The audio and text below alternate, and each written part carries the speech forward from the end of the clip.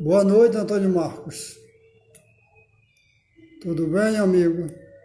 Como é que está? O som aí está perfeito?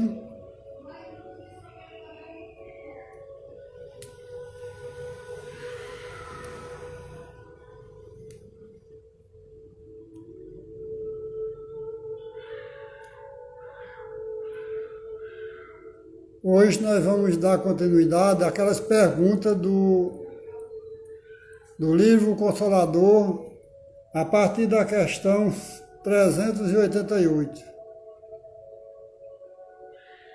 Que bom, Antônio Marcos. Seja bem-vindo, meu irmão Glênio. Hoje vamos dar continuidade, Glênio, às perguntas do livro O Consolador, a partir da questão 388.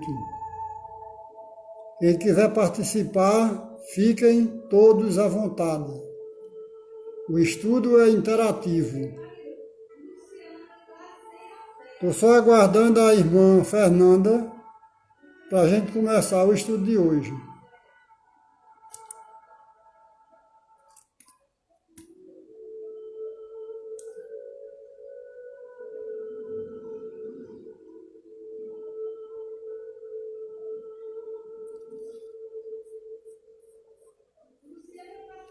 Pessoal, amanhã nós temos um palestrante excelente. É o nosso irmão Dr. Beto. Ele vai falar um pouco sobre a visão ética.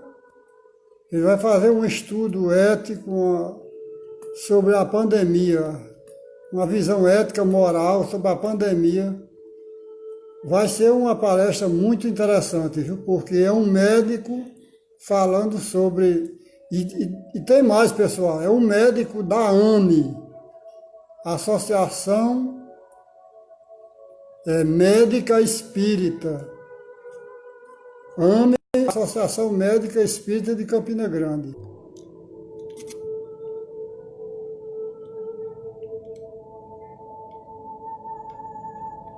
Fernanda chegou. Bora, Fernanda. Vamos começar, Fernanda.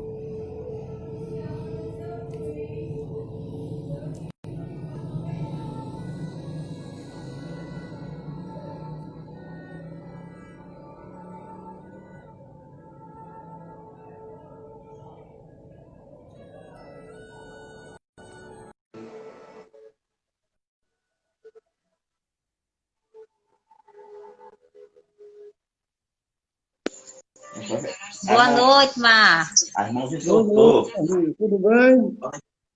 Tudo bom? Graças a Deus. E a qualidade. Fernanda, nós vamos começar a partir da questão 388, não é isso? É. Pronto. Já até marquei aqui, ó. Valendo. Você já está lendo? Valendo. Ainda não, a gente não fez, eu não fiz a pressa ainda não. Certo. Vamos fazer a pressa inicial? Vamos, é a pergunta e resposta, né, Márcio? É. E aí a gente abre o debate para todo mundo participar, não é isso? Tá certo, é. Quem quiser participar ao vivo, a gente coloca ao vivo. Certo. Tu faz a pressa inicial ou a pressa final? Eu vou fazer a final hoje, Márcio. Não fazer inicial primeiro, gente? Não? Não, fazer a final. Fazer inicial. Então eu convido a todos a elevar o pensamento a Deus, a Jesus, aos nossos irmãos espirituais que nos amparam, que trabalham conosco, e do fundo do nosso coração pedir a Jesus: Jesus, dai-nos a tua bênção, Senhor, a tua proteção, para que na noite de hoje possamos estudar um pouco mais sobre ensinamentos edificantes para a nossa vida, a mediunidade. A questão 388 do livro O Consolador, do nosso irmão Emmanuel Chico Xavier. Abençoa, Jesus.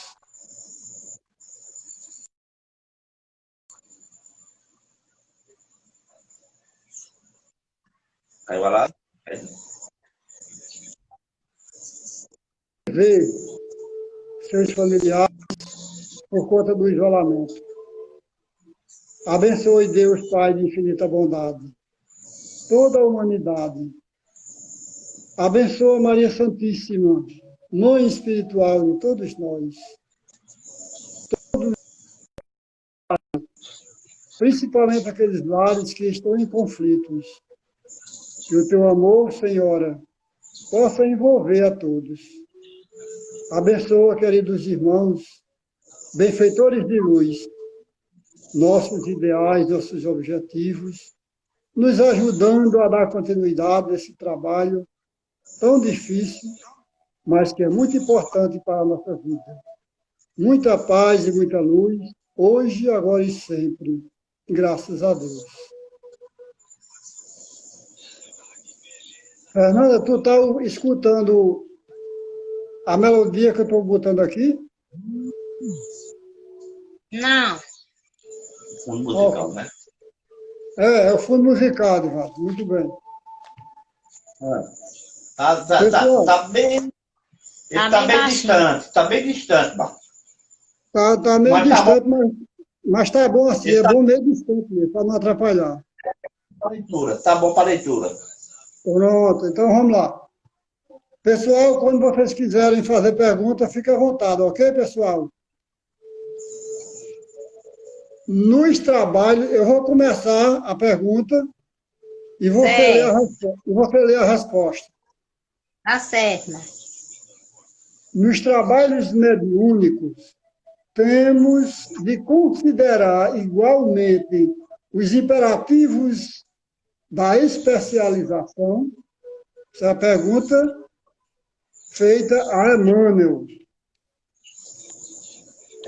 Lê a resposta aí, Fernanda, que a gente vai comentar depois. Tá certo.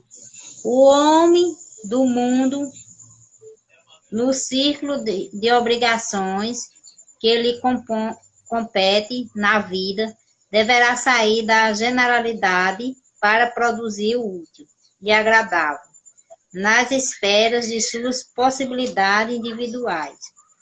Em mediunidade, devemos submeter-nos aos mesmos princípios.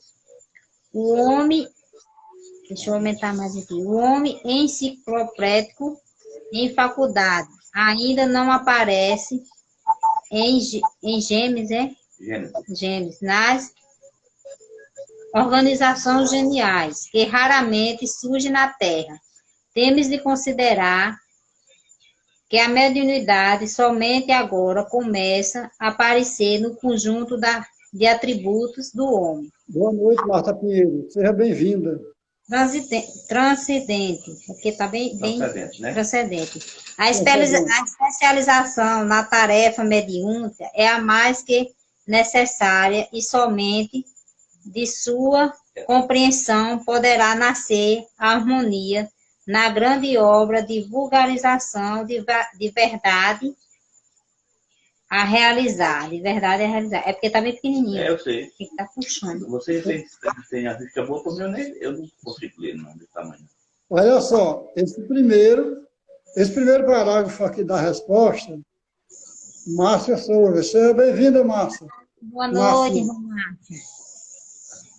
Esse primeiro parágrafo aqui, ele diz assim, o homem do mundo, no circo das obrigações. Qual é esse homem do mundo? O homem do mundo que ele fala aqui nesse primeiro parágrafo, somos todos nós. No circo das obrigações as quais nós abraçamos.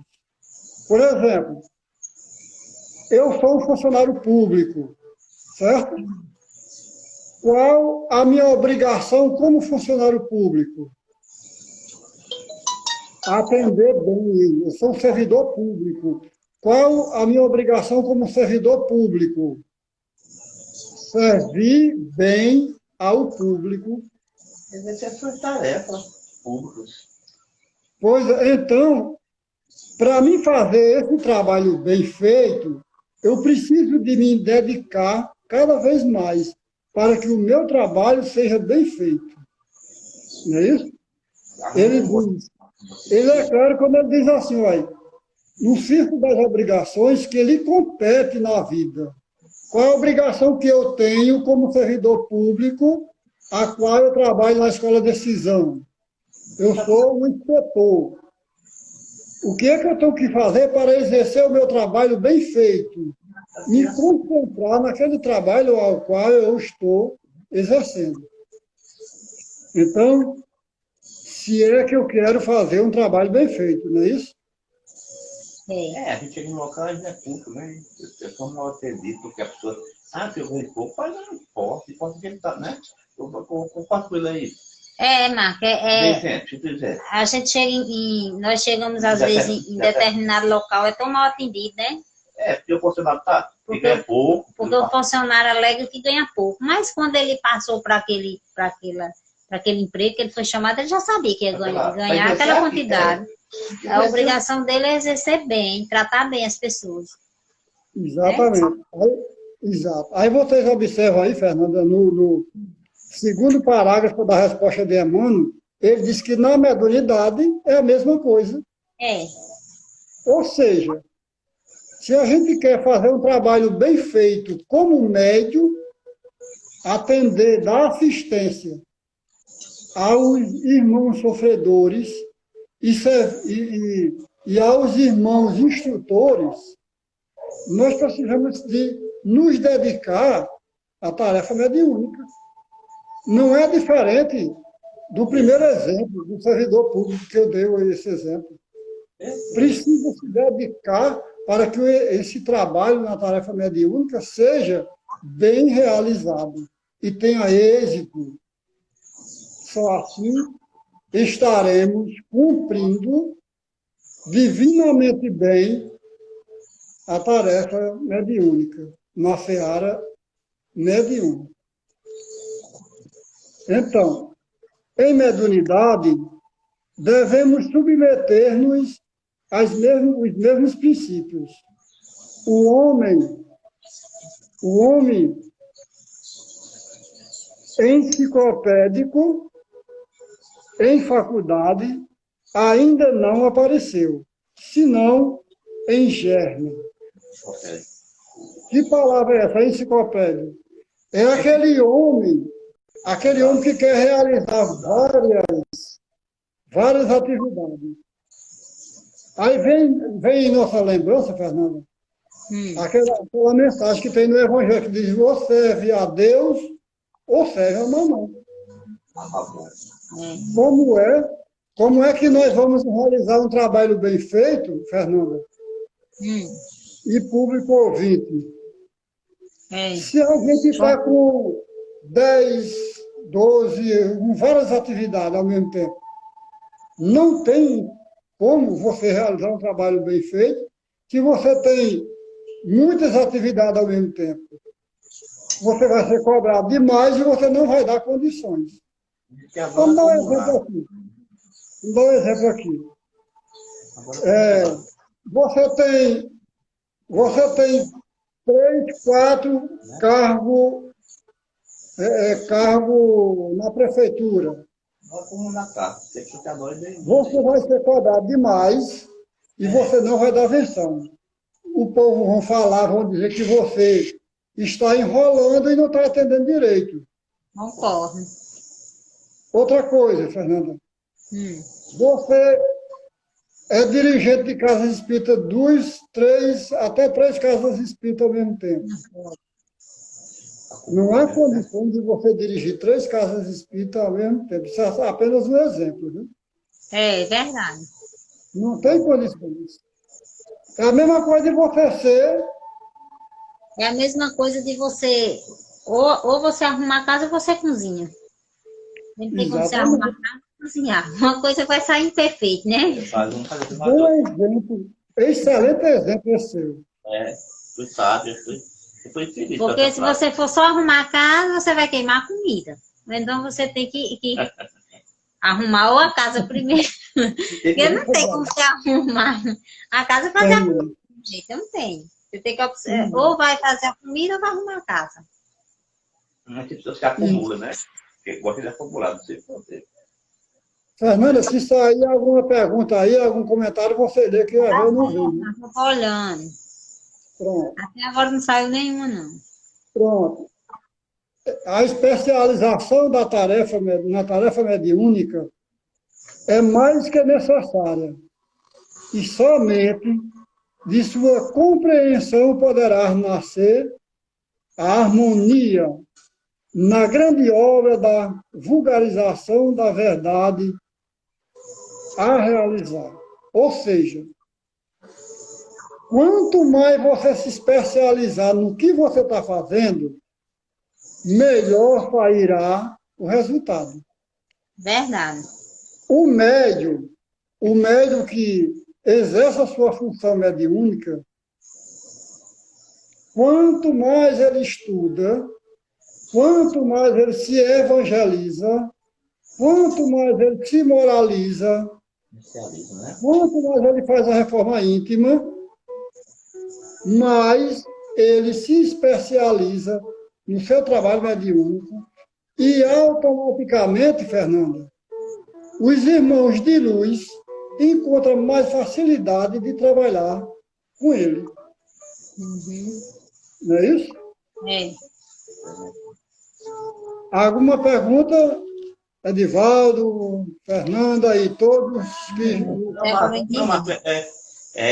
não é um modo de eu falar. É um tema que realmente é bem elaborado por você, entendeu? Porque eu acredito que do outro lado aí da live tem bastante pessoas que realmente refletem essa condição que você colocou aí, né? Porque tem pessoas que acumula inúmeras funções, aí às vezes está de cara voltada porque estou sem tempo, e aquela pessoa necessita de uma resposta, de tirar alguma conclusão com aquela pessoa, não pode, porque aquela pessoa atarefada demais, não tem como, porque ele está totalmente preenchido o tempo dele.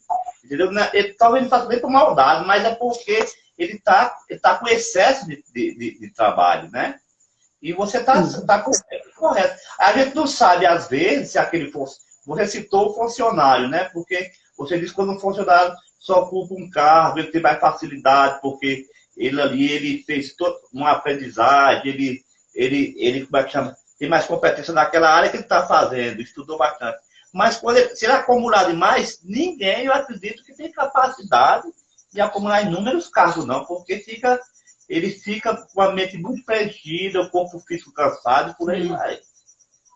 É como diz Jesus, ou serve a Deus ou serve a mamão, né, Edivaldo?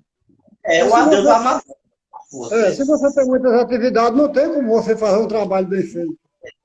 Fernanda também foi muito feliz com essa frase dela. Não tem como você cozinhar e arrumar a casa. Não tem. Ou sai cru ou cozinhado demais. Ou vira papa. Exato.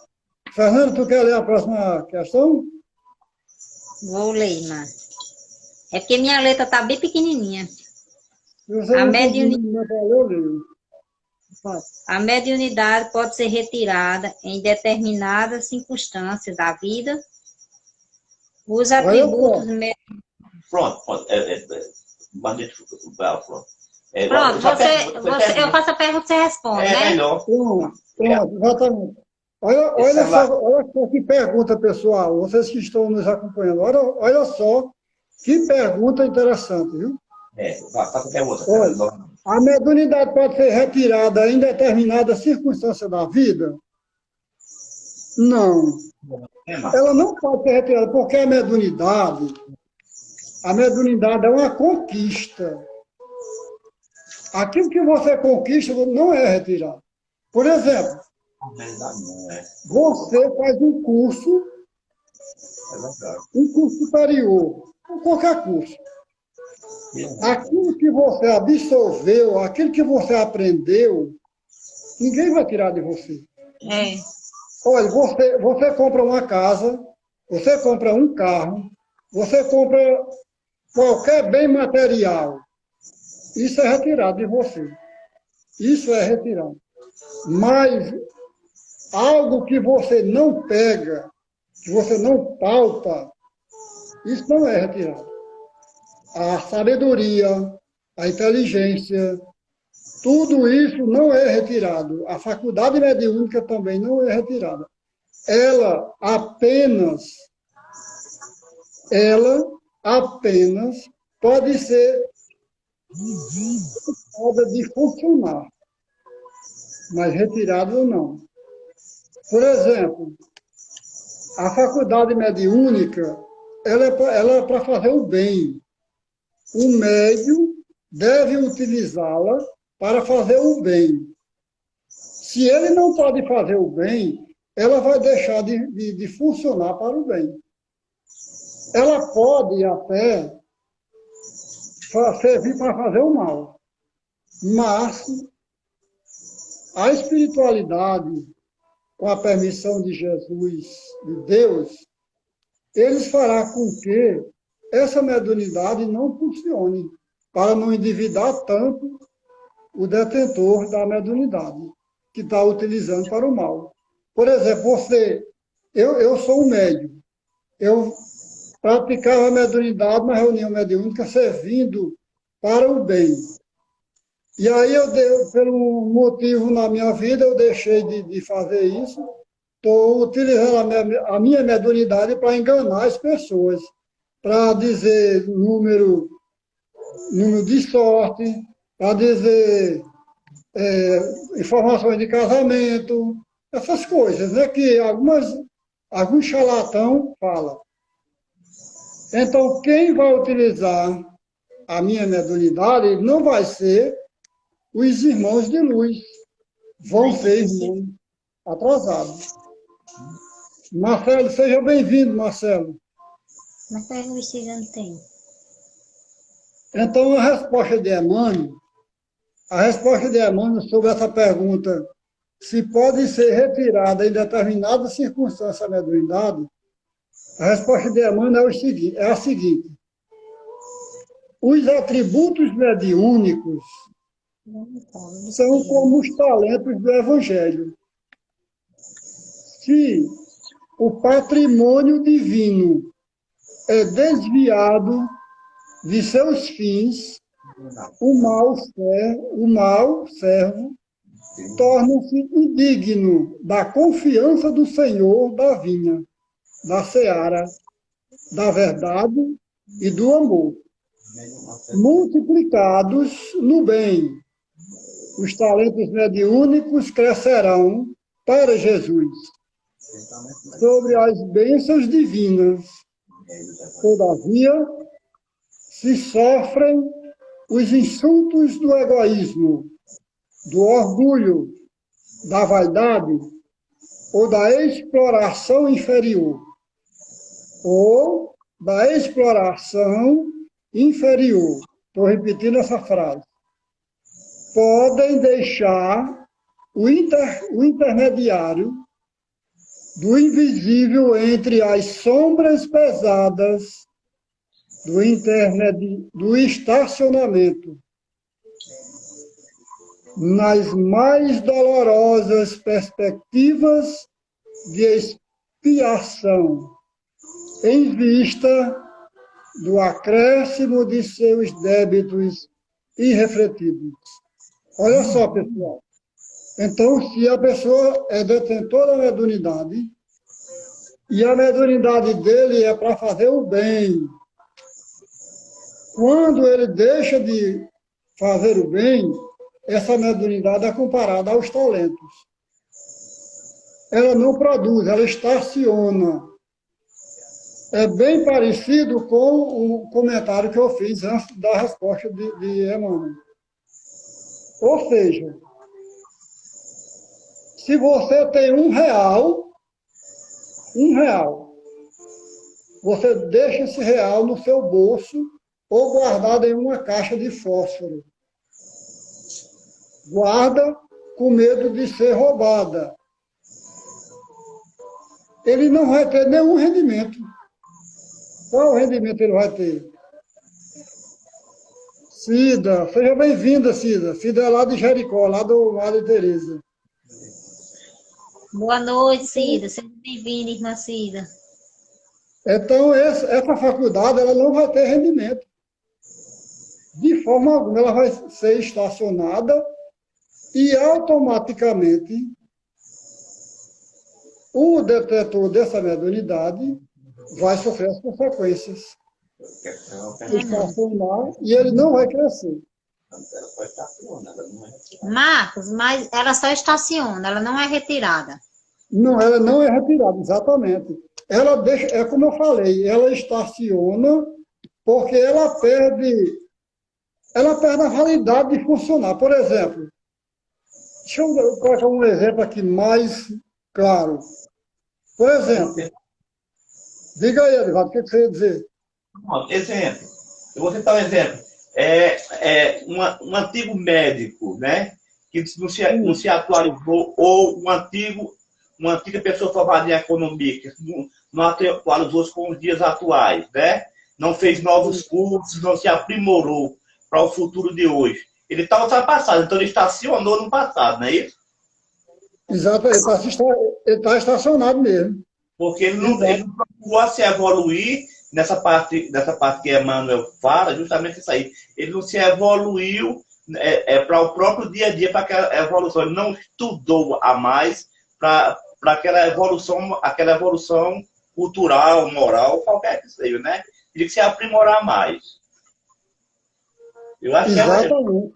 que está estacionado, né?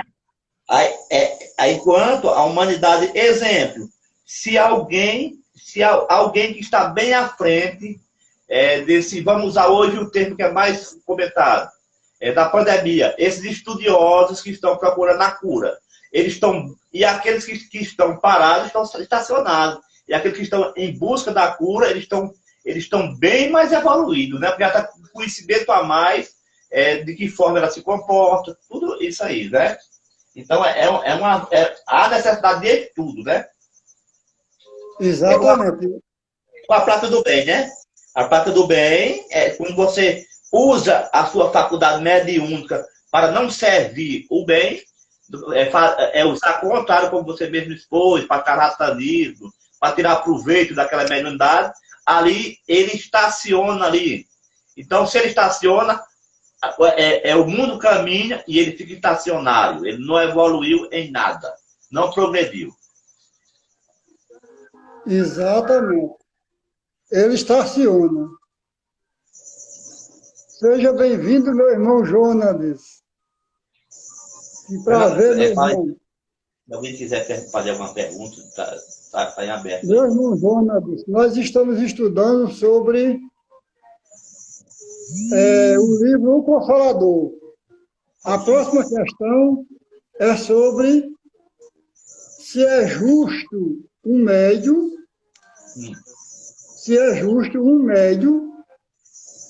confiar em si mesmo para a aprovação dos fenômenos,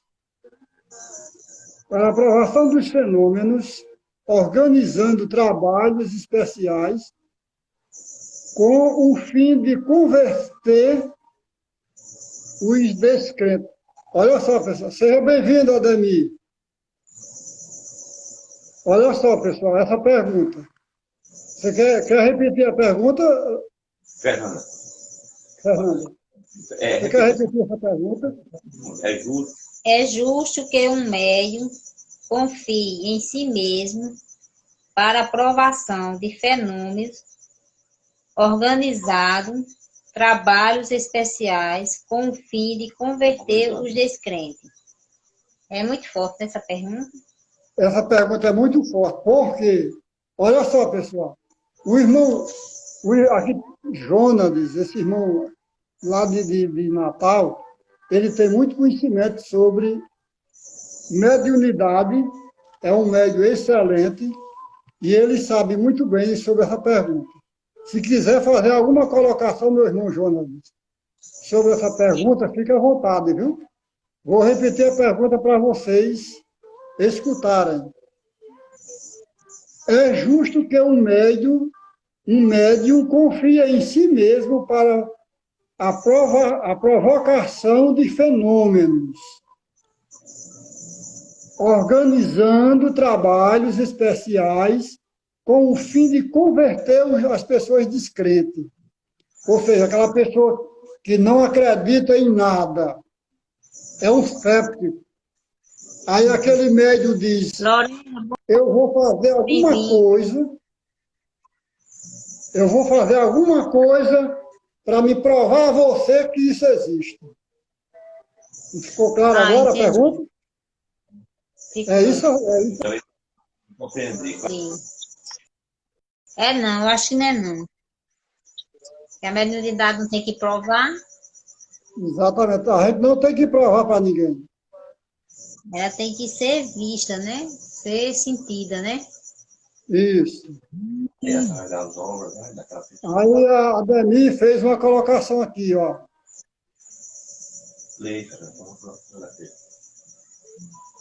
Só se há espiritualidade e a pessoa quiser. Eu acho que ele quiser assim, só se o espírito quiser, né? Não, a pessoa quiser desenvolver espiritualidade. Naquela mesa de... tempo de comprovar, né, Fernando? Fernando, esse tempo de comprovar já passou. Pronto, ele quis dizer isso, mas é aquele exemplo que Glória deu daquele dia que nós estávamos estudando sobre o toque, né? Isso. O toque da mesa, que ela disse que foi uma água, foi que derramou. Isso. Ali, foi o espírito mesmo, a espiritualidade mesmo que quis provar, né? Que existia uma força ali. Que não era só o mundo material, tinha um mundo espiritual. Mas aí eu acho que eles hoje em dia não tem mais necessidade de estar provando, não, né? Exatamente. Olha, quando foi para codificar a doutrina espírita, foi necessário toda aquela fenomenologia que houve. Toda aquela fenomenologia que houve para comprovar que por trás daqueles ruídos, por trás daqueles fenômenos todos, existia espíritos, né? Mas isso já está bem avançado, a doutrina espírita já vem comprovando por A mais B que não existe causa sem efeito, e nem efeito sem causa. Então, a resposta de Emmanuel, vamos lá para a resposta de Emmanuel. Onde o médium, em tão elevada condição de pureza e merecimento, para contar com as suas próprias forças na produção desse ou daquele fenômeno. Aqui é outra pergunta, né, Marcos? Ele responde exatamente com outra pergunta. É. Onde é, ele diz aqui, onde o médium em tão elevada condição. Ou seja, o médium precisa ter muita condição. Porque, ao contrário, ele pode se esgotar, Fernanda. Ele pode... Por isso, vamos dar um exemplo aqui. Ele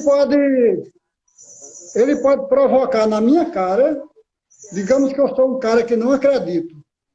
O certo. E você é uma médium. Vamos usar esse exemplo. Eu sou um cara que não acredito, você é uma médium, e você diz, eu vou provar para você, Marcos, que eu faço isso. Então, você precisa ter muita condição para você fazer isso, e você, depois disso, você ficar de pé, contando a história, porque o desperdício de energia, o tanto de energia que você vai soltar, liberar, não é brincadeira. E sem contar que os espíritos impuros, eles estão absorvendo, então vão catar essas energias, tudo para eles. Vão sugar suas energias. Então vai ser uma trabalheira muito grande. O irmão Marcos, dentro da própria Bíblia, se nós observarmos a miúdes, nós vamos perceber que lá nas pragas do Egito, há uma necessidade que Moisés convença Faraó, não é isso? Concorda comigo? Então, houve tempos que havia essa necessidade, porque havia o politeísmo de vários deuses, não é isso? Então, mais os dias atuais, que são dias abertos à literatura, aos conhecimentos estão aí favoráveis a tudo isso, eu não vejo mais necessidade, não. As pessoas céticas você tem que convencer, não, né? São céticos mesmo, ninguém convence eles, não. É o meu modo de ver. Eu acho que o cético ninguém convence eles, não. Faraó era cético, não acreditava de forma nenhuma no Deus de Moisés. Exatamente. Aí, continuando a resposta de Emmanuel. Ninguém vale na Terra senão pela expressão da misericórdia divina que o acompanha. E a sabedoria do plano superior conhece minuciosamente as necessidades e méritos de cada um. Ou seja, ele quer dizer aqui que na Terra vale o que você tem, o que você é. Então, senão a expressão da misericórdia divina. Então, nós somos aquilo que nós temos. Nós somos o que nós somos. Nós não podemos fazer mais além daquilo que nós somos. Temos um limite, né? Oi? Temos nossas limitações, né? Exatamente, temos as nossas limitações. Se eu não posso fazer algo além das minhas forças, então eu não devo fazer, porque, ao contrário, eu vou sofrer as consequências. Seja bem-vinda, Sandra. Sandra Alves. Continuando. A tentativa de tais trabalho é um erro grave. Olha só, viu, Fernando? A tentativa de tais trabalho é um erro grave. O fenômeno não edifica a fé sincera de ninguém. Somente conseguida pelo esforço de boa vontade pessoal na meditação e no trabalho interior. Somente. Então, eu tenho que fazer a minha parte praticando o bem. Porque só assim eu vou fazer o que eu posso, as minhas condições. Porque os espíritos de luz que me assessoram, eles não vão fazer mais nada daquilo do que eu sou capaz de fazer. Então, se eu sou um médium passista, eles vão me assessorar a ser um médium passista. Eles não vão me assessorar, Fernanda, a ser um médium que provoque várias coisas, vários fenômenos para chamar a atenção das pessoas, para fazer convencer as pessoas a acreditar que o espiritismo é verdadeiro. Não, de forma alguma. Cada um passa por si. Não tem aquela passagem que Lázaro, quando fica lá no paraíso, e aquele rico que negou o pão a Lázaro, ele fica pedindo a Abraão para que Abraão avise aos familiares deles que eles não façam do jeito que ele fez. Porque mandando alguns dos mortos ir avisar a ele, pode ser que eles creiam, não acreditem. E aí ele responde que não atenderam quando estavam vivos, imaginam indo os mortos avisar. Então, isso quer dizer para nós o seguinte, que nós precisamos fazer a nossa parte, nos auto-evangelizando, para que a gente cumpra com o nosso trabalho e que a gente possa ser obediente a Jesus, aos irmãos de luz que nos assessoram. Os descrentes, chegarão à verdade algum dia. E a verdade é Jesus. Então, Jesus é a verdade. Antecipar-nos a ação do Mestre não seria testemunho de confusão? Organizar sessões mediúnicas com o objetivo de arrebanhar prosélitos é agir com demasiada leviandade.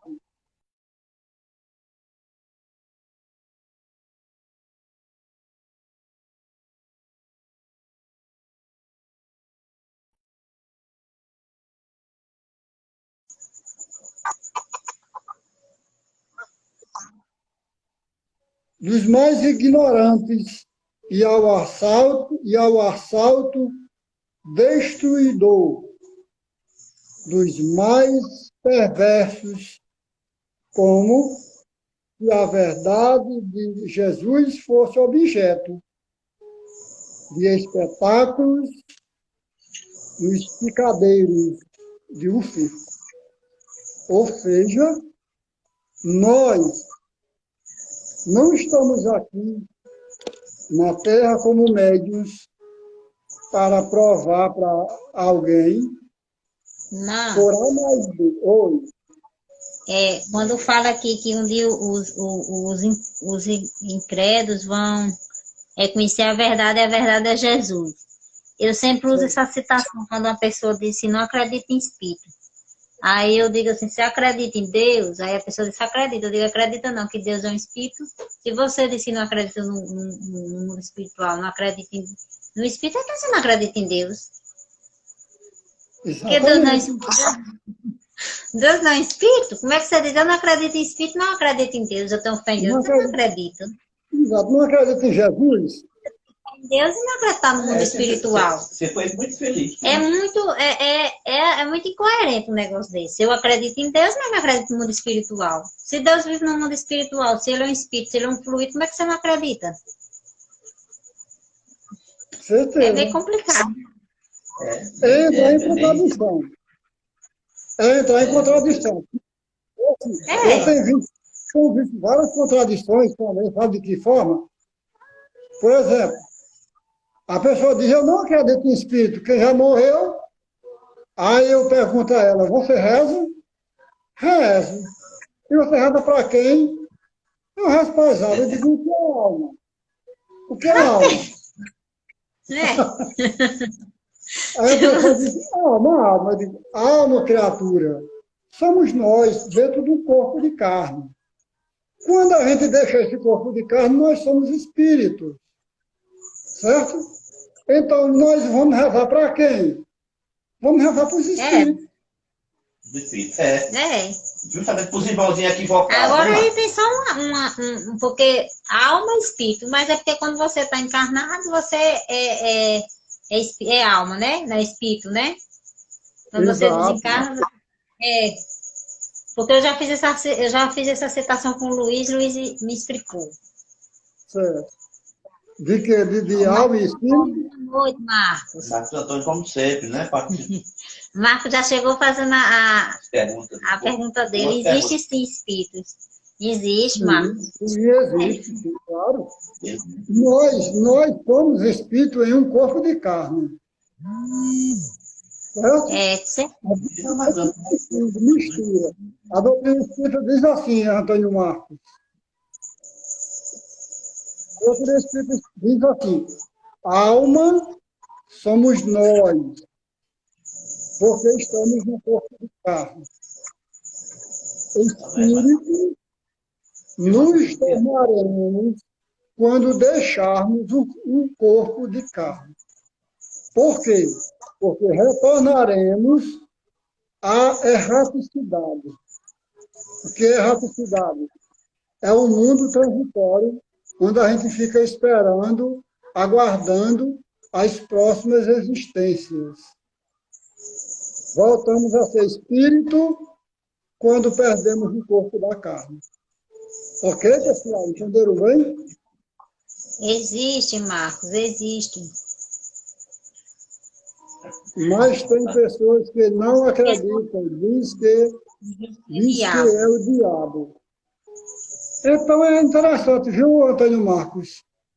Se a pessoa diz que é espírito, olha só, Antônio Marcos, que contradição.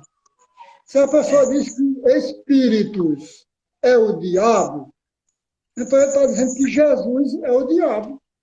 É. Não é isso? É espírito. É. Jesus é um espírito.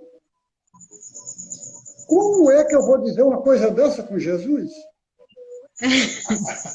É muita incoerência. Incoerência. É muita incoerência. É muita incoerência. Muita incoerência. Muito bom, viu, Antônio Marcos? Muito bom as suas colocações. E quando o Marcos fez uma... É a mesma forma se quando desencarna uma pessoa, algum momento em que ele da pessoa que a pessoa vê, ou coisa diz, você viu, é o diabo. Olha que poder ele tem de se transformar em tantas pessoas, né? Ele se transforma em... E se eu ver, na mesma hora, uma pessoa, Edivaldo vê outra e diz que foi ele. Tem muito poder para se transformar em várias pessoas, porque naquela hora ali que você viu uma pessoa, um espírito, quantas pessoas no mundo não viu também naquele mesmo momento? Quantos médios viu? É muito... Outra colocação que o nosso irmão Antônio Marcos fez aqui, ó. Isso mesmo, quando a gente morre e volta para Deus. Então, Jesus fala na Bíblia, o que é do pó, volta para o pó. O que é que volta para o pó? O nosso corpo físico. O que é que volta para Deus? O nosso espírito. Esse volta para Deus. Muito bem colocado o seu comentário, Antônio Marcos. Então, vamos fazer mais uma pergunta aqui. Outra pergunta, né? Tá? A primeira live Eu leio e você responde, né? Leia, pode ler aí. Os irracionais possuem mediunidade?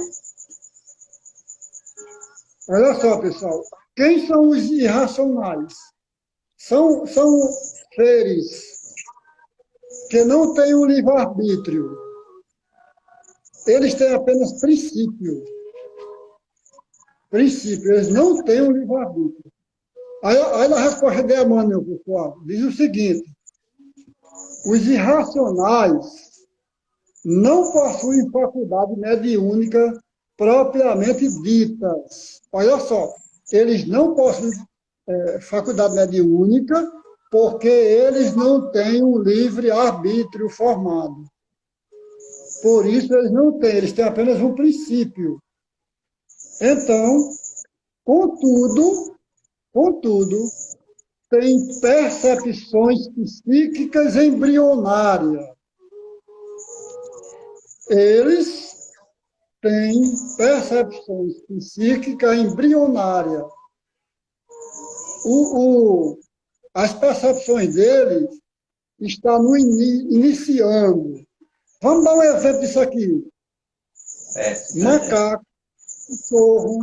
Macaco, cachorro, gato, vários outros animais que a gente diz assim, o animal inteligente, o animal sabido. Vocês já ouviram falar nisso?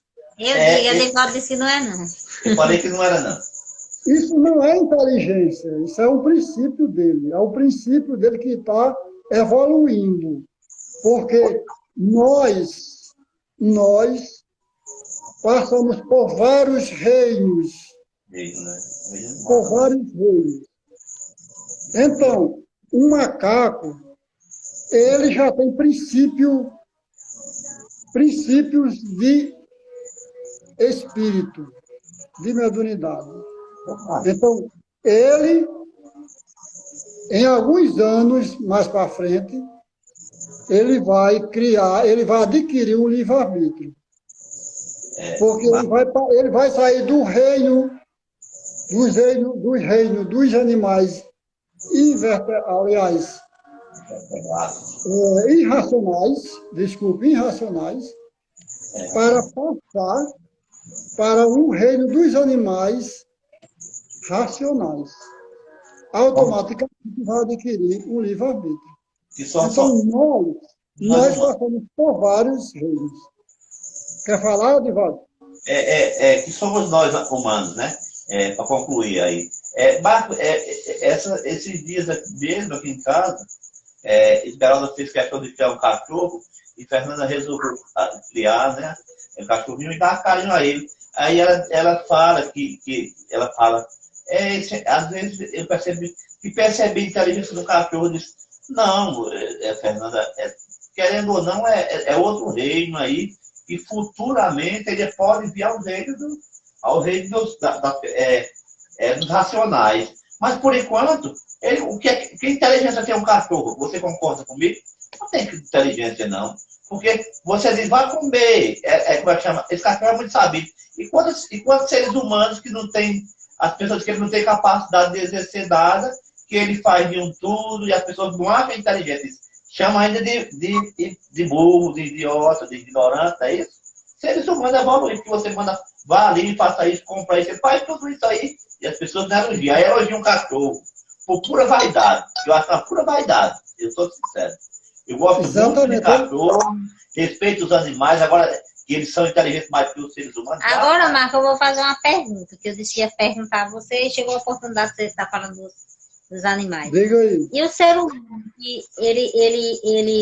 ele mata um cachorro, e tem muito, eu conheço muitas pessoas que matam. Qual animal? Essa pessoa, ele estaciona, ele errou por ter matado aquele animal. Não, com certeza. Vou perguntar. Olha, ninguém tem o direito de matar ninguém, sabe? Você sabe disso, né? Por exemplo, porque eu conheço pessoas que o cachorro está ali sem fazer nada, ele vai lá e mata, só para matar. Exatamente, mas é porque muitos de nós, seres humanos, às vezes, agimos... eu não sei nem se eu posso comparar nós, seres humanos, aos animais, porque os animais, eles agem por instinto. Nós, seres humanos, não devemos agir por instinto. A gente vê muitos seres humanos... Oi? O áudio está cortando. Está dando para ouvir agora? Agora tá. É por conta da internet que está falhando. Então, a gente vê muitos seres humanos agindo como animais. Como animais. Esquartejam o seu próximo. Isso como é que diz? São atitudes de animais irracionais. Porque você mata um peixe, mas você se alimenta da carne. Você mata um boi, você se alimenta da carne. Aí você vai lá e mata um cachorro, que você não se alimenta. Não serve para nada aquela carne. Só por prazer, só por covardia. Eu conheço pessoas que estão quietinhas, aí vai matar o cachorro. Só por maldade mesmo. Exatamente. Eu até falar que ia perguntar, vou perguntar lá no Centro Espírita, como é que fica? Se essa pessoa ele age como animal. Essa pessoa ela age.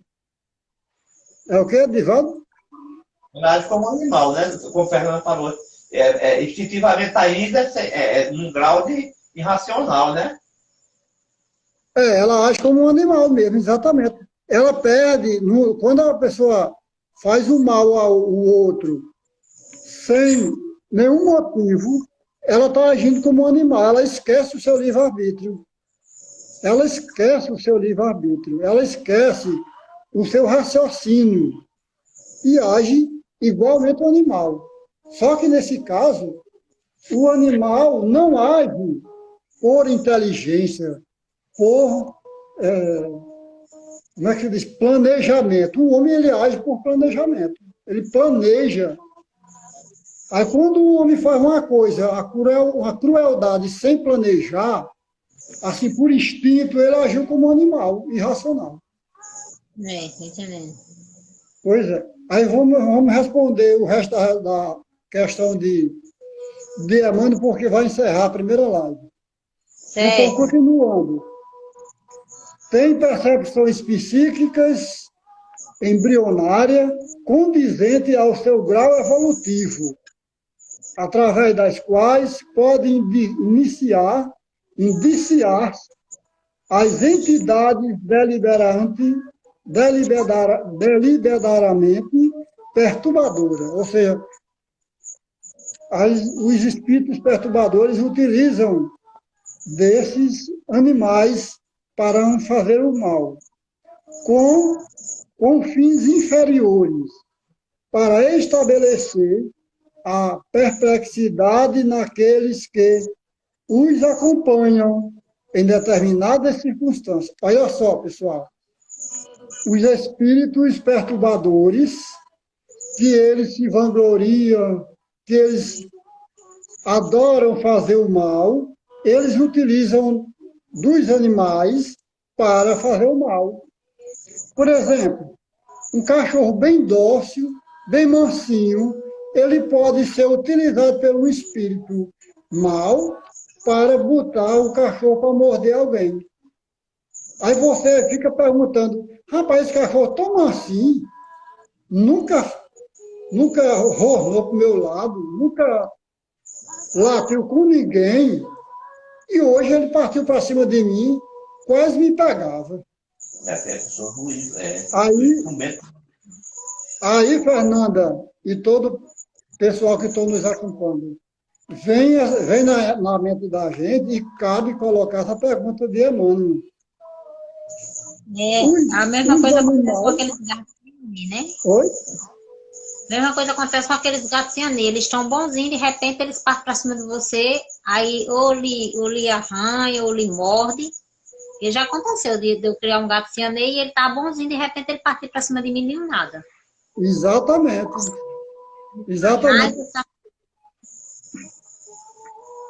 Então, são animais que as entidades inferiores que vivem... Marcos, assim, Marcos, os animais têm alma ou não? Só nós seres humanos. Os animais, Antônio Marcos, têm princípio. Tem princípio. Ou seja, princípio que começou lá do reino onde em todas as criações de Deus começou. Não. Mas ele quer saber se morreu, acabou. Oi? Não é? Eu acho que ele quer saber assim, se o animal morreu ou acabou. Não. Não, o animal, ele tem um princípio. Ele tem um princípio rudimentar. Por que rudimentar? Porque ele não tem... Eita, vai encerrando a live. Tá certo.